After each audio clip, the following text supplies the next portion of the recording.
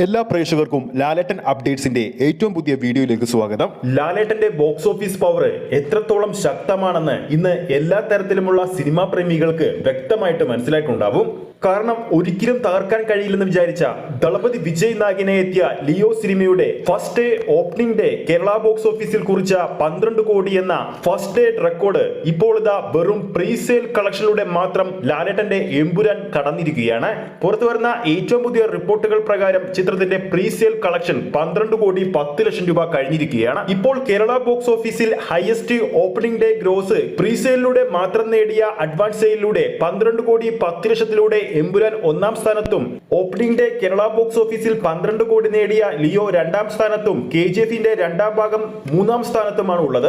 ആദ്യ ദിവസം 7 കോടി 30 ലക്ഷം രൂപയായിരുന്നു KGFന്റെ രണ്ടാം ഭാഗം കേരള ബോക്സ് ഓഫീസിൽ ആദ്യ ദിവസം സ്വന്തമാക്കിയത്. അതോടൊപ്പം മറ്റൊരു സുവർണ നേട്ടം ലാലേട്ടന്റെ എമ്പുരാൻ മലയാള സിനിമയ്ക്ക് നേടിക്കൊടുത്തിരിക്കുകയാണ്. എമ്പുരാൻ റിലീസ് ചെയ്യുന്ന മാർച്ച് 27-ന് ആ ദിവസത്തെ പ്രീസെയിൽ കളക്ഷനിലൂടെ മാത്രം ആഗോള ബോക്സ് ഓഫീസിൽ നിന്നും 50 കോടി ചിത്രം പിന്നിട്ടിരിക്കുകയാണ്. എമ്പുരാൻ സിനിമയുടെ ആദ്യ പ്രദർശനം നാളെ 6 മണി മുതലാണ് ആരംഭിക്കുന്നത്. എമ്പുരാൻ സിനിമക്ക് ആശംസകൾ നേർന്നുകൊണ്ട് മമ്മൂക്ക സോഷ്യൽ മീഡിയയിലൂടെ പോസ്റ്റ് ഇട്ടിരുന്നു.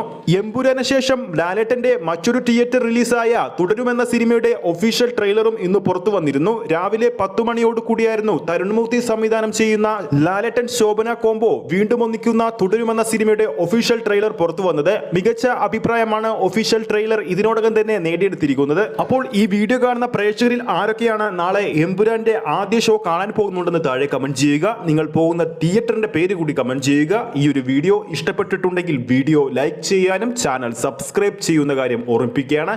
ഫേസ്ബുക്ക് പേജിലൂടെയാണ് ഈ ഒരു വീഡിയോ കാണുന്നെങ്കിൽ ഫേസ്ബുക്ക് പേജ് ഫോളോ ചെയ്യുക. അടുത്തൊരു അപ്ഡേറ്റുമായി നമുക്ക് വീണ്ടും കാണാം.